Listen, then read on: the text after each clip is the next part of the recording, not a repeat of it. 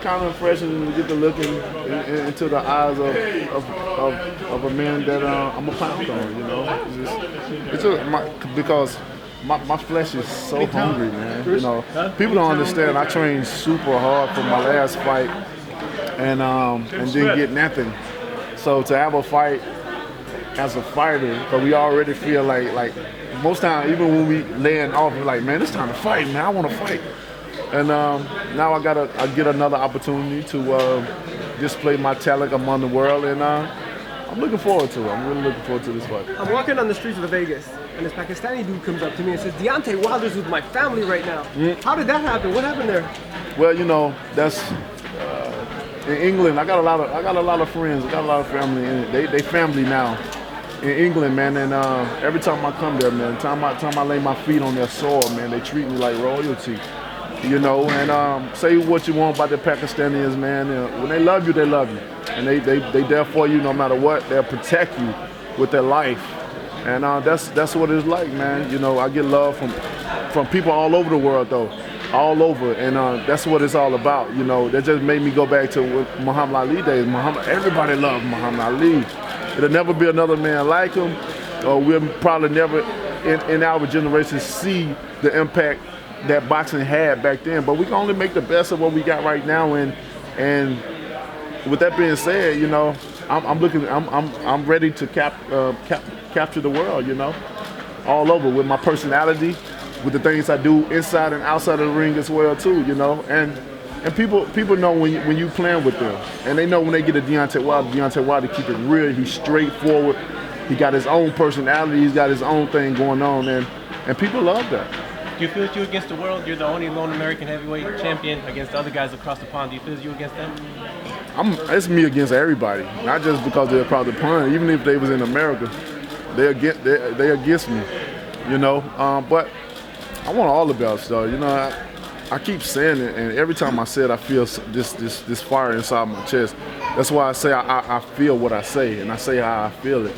And just the most important thing for me is to unify this division, because I want to bring this sport back to its glory days, at least a glimpse of what we are dealing with in this century or in our times. I want to bring it to what it is, man. Like I said, one face, one name, one belt, and that's Deontay Wilder. And I won't stop until I get that, have that accomplished and get that done for the fans of boxing, because it's too confusing right now to have so many champions, so many different belts, and people just confused. But when you have one of all, it's only one name. Even if you're not a big boxing fan, you're gonna know who the main guy is, And that's my mission.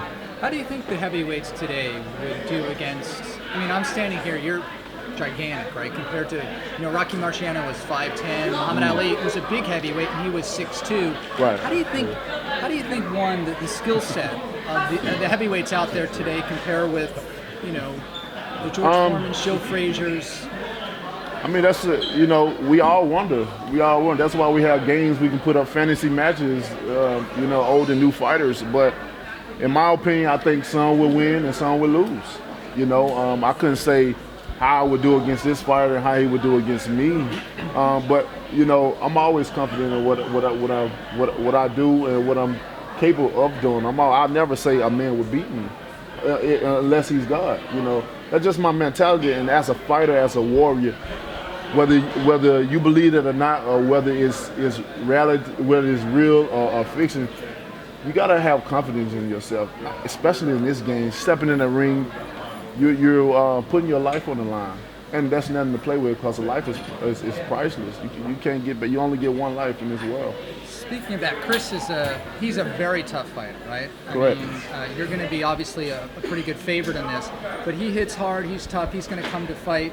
Does that there was probably some other paydays down the line for you. Why Chris? Because he's not an easy fight. Well, like I said, we need a guy that fit that script what you just described. We needed somebody for a short notice that was going to fight. That was a hard puncher. That's going to be exciting for me and for the fans that's watching. All that for that reason. Of course we could have sat out, but what fun in sitting out? I'm the heavyweight champion of the world. People need to see me. They ready to see this work. you know, that I'm about to give. You know, they ready to see this gift that I've been given to share with the world. You know, I'm one of the most athletic, not even just athletic, I'm one of the most active champions around. And I see a lot of other fighters try to bite off of my style or different. Even in interviews that I do, I see guys saying the same thing I say. I try to do the same thing I do. And it makes me smile because I know they're listening. And they're looking and try to observe me because I am going to do what I say I'm going to do.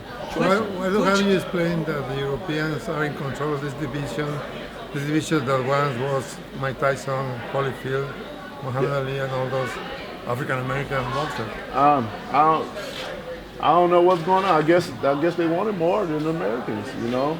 Yeah, maybe, you know, sometimes when you go through things in life, that brings the best out of you. You know, when you're dealing with situations that you want to change for yourself, or if you're in poverty or fighting for someone else, that can change your life forever. And I can't say why the Europeans is this and the Americans is that. I can only speak off me, you know, and worry about me and stay in my lane. What somebody else got going on in their life or what they're doing, that's none of my business. You know, I just want to fight the best of the best, and to that I'm gonna get to that point. That's why I always talk about being the undisputed champion, because once I be the undisputed champion, I have all the belts, so I don't have no choice but to fight the best of the best. And once I have that, I want to fight all mandatories. I don't want to have a valedictory. I want all mandatories.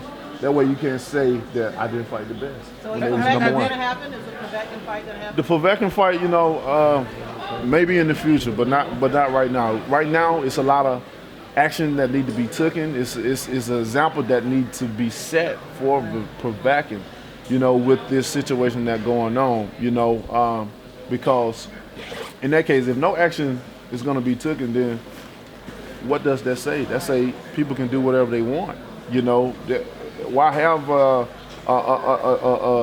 drug testing facility to come and test you all over for what?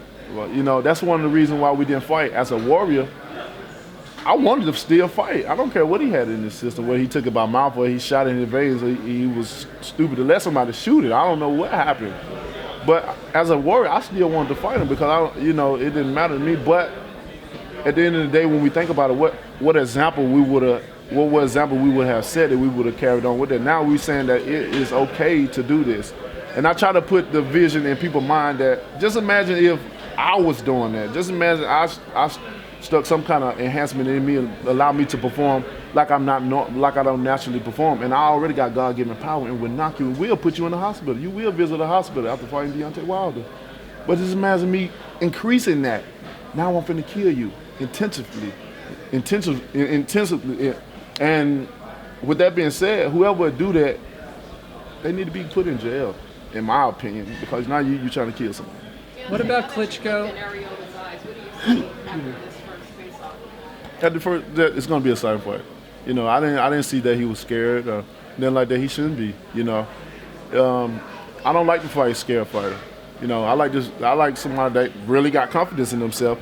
They're gonna bring the best out of them, and because I'm definitely gonna draw the best out of them when I get up in that ring. You know, because I never get scared. I never have butterflies. I'm so I'm numb to it. You know, this is my lifestyle. This is what I do. I'm a fighter, and the same as he. So I didn't sense any fear, not right now. Maybe once it get a little bit closer, because right now it can still be called off. It can be postponed. But I don't believe a fight is going to happen until me and that fighter get in that ring. Say when that time comes, and don't let just be a talk for the fans or media and stuff like that. Really mean what you say. And if you do that, when we do meet, I want you to carry that in that ring with me so we can make it a extravagant fight and a fight to remember for years and years when we gone. Oh, yeah. You have to get the guy. Last question, guys. Did he get lucky when he fought Klitschko at that point in Klitschko's career? He Because you're did. fighting everybody in their prime. I wouldn't say he got lucky. I don't believe in luck, man. I believe either you're gonna do it or you're not. And but with that Klitschko fight, I just think that he did enough to get in the Klitschko head like he did to talk and to have an orchestra on Klitschko. Klitschko used to fighting smaller guys. He wanted to clinch and lean and do his just regular, I think, called bad habit for me thing, because Manuel Stewart didn't teach him that, you know, and he knows that. But he's getting older. He got a family now. I'm sure he he had agreement and disagreement with family going on, with spouse and stuff, and that takes a lot out of your career because it's been many times, even with my spouse, we done had argument the night of the fight. I'm like, man, I'm finna fight. You gonna How do you really? go in the ring like that? That's just another thing, you know, when we do that, because it didn't happen more than one time, and I hate it. And women know when a man hates something, and she'll still do it. But you know, I just take it as a exercise to mentally block that out and stuff like that, and it works. So you know, I can be mad before I even go in the ring, and then when I get in the ring, it's just like everything just calms back down, man. We gotta go. I'm sorry. Sorry guys, we gotta go. Bob Squad!